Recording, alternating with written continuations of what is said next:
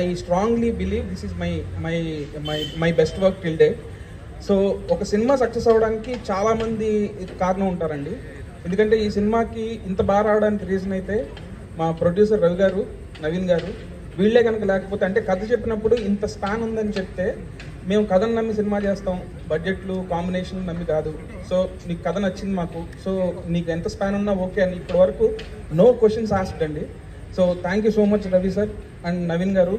So మీరు లేకపోతే మాత్రం సినిమా ఇంత బాగా వచ్చేది కాదు, నేను ఇంత కాన్ఫిడెంట్గా ఉండేవాడిని కాదు సార్. అండ్ ఈ సినిమాకి నాకు ఫస్ట్ నుంచి బ్యాక్ బోన్ ఎవరంటే నిఖిల్ అన్న. సో అంటే ఆయన కూడా అంతే, నన్ను ఎంత బిలీవ్ చేస్తారంటే స్క్రిప్ట్ ఒకవేళ నేను ఫస్ట్ సినిమా ఓకే అయిన తర్వాత స్క్రిప్ట్ చెప్పాను, స్క్రిప్ట్ చెప్పినా కూడా కొన్ని సీన్లు చెప్పకపోయినా సరే లేదు నువ్వు చేస్తావని ఆ కాన్ఫిడెన్స్తో ఏ రోజు ఏ క్వశ్చన్స్ అడగలేదు. అండ్ నాకు లాస్ట్ మినిట్లో ఒక ఈ సినిమాలో హీరోయిన్ చేంజ్ అన్నప్పుడు కూడా, చేంజ్ అయిన సిచ్యువేషన్ వచ్చినప్పుడు కూడా నేను లీలాని అప్రోచ్ అవ్వగానే తన విని అసలు బ్లైండ్గా ఈ సినిమా చేస్తున్న వెంకి డెఫినెట్గా నాకు ఈ సినిమా కథ నచ్చింది and I love your direction అని చెప్పి సినిమా ఓకే చేసినందుకు Leela thank you so much Leela. And నేను రాజేంద్ర ప్రసాద్ గారికి చిన్నప్పటి నుంచి చాలా పెద్ద ఫ్యాన్ అండి. మా నాన్నగారు కూడా ఆయన సినిమాలు తీసుకెళ్లేవాళ్ళు అన్ని సినిమాలకి.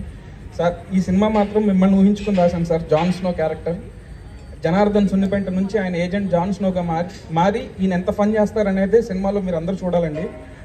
అండ్ ఒకటి మాత్రం కాన్ఫిడెంట్గా చెప్తున్నాను అండి, ఈ సినిమా సక్సెస్ అయితే నా టీమ్ ఆఫ్ టెక్నీషియన్స్, నా టీమ్ ఆఫ్ ఆర్టిస్టులు అందరూ పార్ట్ అండి.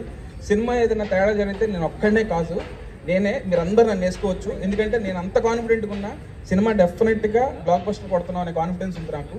సో సినిమా సక్సెస్కి నా వెనకాల ఉన్న వాళ్ళు, నా టీం డిఓపి శ్రీరామ్ గారు, నా ఎడిటర్ కోటి అండ్ నా music director GV Prakash and నా ఆర్ట్ డైరెక్టర్ రామ్ కుమార్ గారు, ఇలా నాతో పాటు ఉన్న మా ఏడీస్ అందరూ కూడా చాలా బాగా కష్టపడ్డారండి. Thank you so much. మీరు అందరూ March 28 చూడండి. ఈ సినిమాలో ఫన్ ఉంటుంది, అట్లాగే మీరు సర్ప్రైజ్ అయ్యే ట్విస్టులు కూడా చాలా ఉన్నాయండి. అండ్ ఈ సినిమాని చెప్పగానే ఎగ్జైట్ అయ్యి క్యామియో రోల్ అయినా, స్మాల్ క్యామియో రోల్ అయినా యాక్సెప్ట్ చేసిన డేవిడ్ వార్నర్ కూడా thank you so much. Because ఆయన కూడా త్వరలో వస్తారండి, మీరందరూ చూస్తారు, డెఫినెట్గా హై ఫీల్ అవుతారు. థ్యాంక్ యూ సో మచ్ అండి.